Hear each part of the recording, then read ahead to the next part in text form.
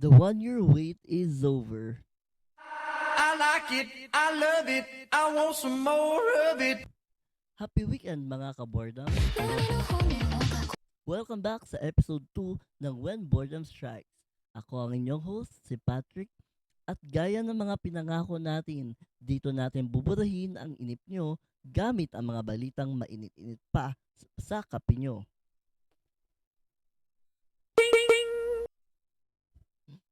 Speaking of mainit, naaalala nyo pa ba yung 1 year bar rule sa impeachment? Siyempre, yung iba hindi na. Pero, sabi nga sa ating konstitusyon, Article 11, Section 3, Paragraph 5, bawal i-impeach ang isang official ng higit sa isang beses within 1 year.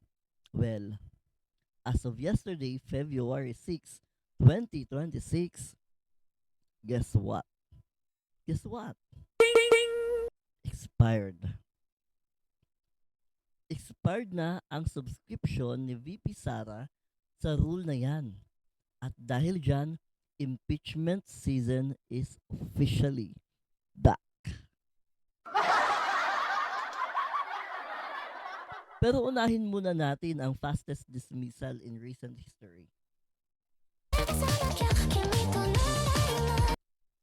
Nitong February 4 at 5, mabilis na hinarap ng House Committee on Justice ang dalawang impeachment complaint laban kay President Bongbong Marcos.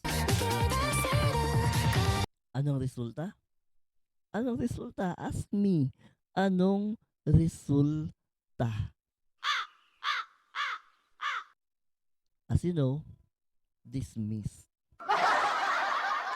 Insufficient daw. Sabi ni Jervil Luistro, ni Representative Jervil Luistro. Siya yung chair ng committee. At sabi niya, hindi sapat ang hearsay o policy disagreements para patalsikin ang isang presidente. Gusto nila ultimate facts.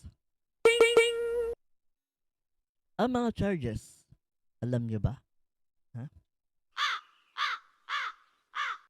Una, nariyan yung pag-surrender daw kay former President Digong sa ICC at yung mga flood control projects.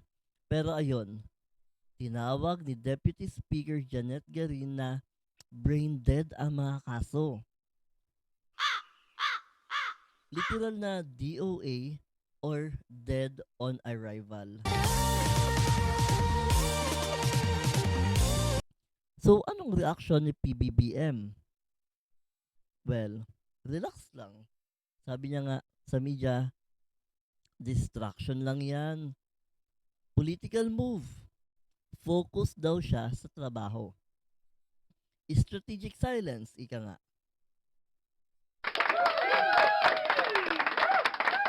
Pero dito tayo sa mas madugo. Mas madugo. Ngayon kasi lumipas na ang 1 year bar, as in, pag-out pa lang sa kalendaryo, guess what? Ano nang nangyari? Ang House Secretary General na si Cheloy Garafil nag-transmit na ng dalawang bagong complaint laban kay VP Sara Duterte sa Office of the Speaker. And yes, may bago na tayong speaker, si Speaker Faustino Boji D. III. So, anong mga laman ng reklamo? Ayon sa Makabayan Block, focus pa rin ito sa 6.1 mali, 612.5 million na confidential fund. Ilan nga ulit? Ilang million? 612.5 million pesos na confidential fund.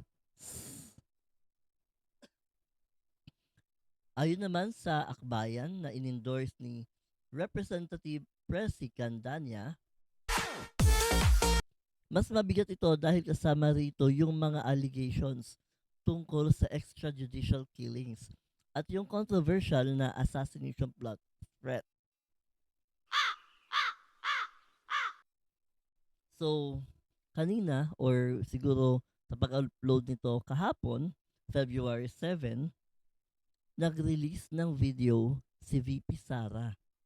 Sabi niya, baseless at harassment lang daw itong mga bagong reklamo. Kumbaga, piece of paper lang.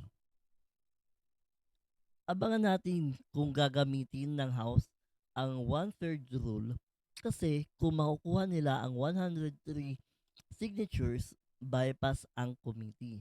Diretso agad sa Senate for trial. So let's be real for a second. Anong nararamdaman nyo sa simultaneous impeachment na ito? Ang Uniteam of 2022 ngayon ay parang Infinity War sa gulo.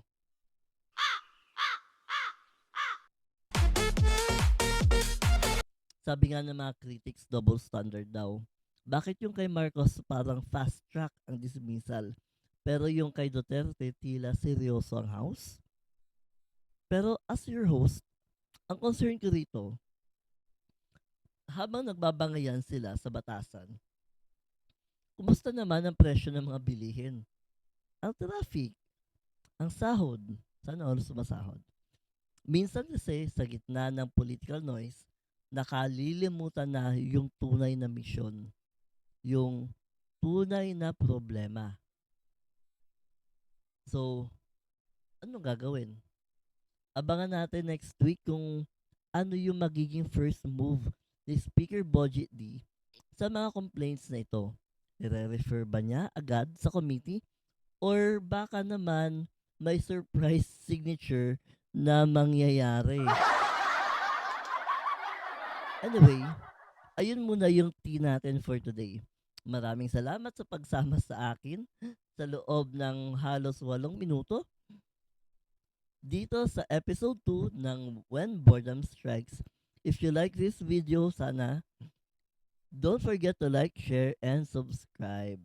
Para sa mga news, chika, at anything in between, ako ang inyong host reminding you, huwag hayaang lamunin ng inip, manatiling gising at informed.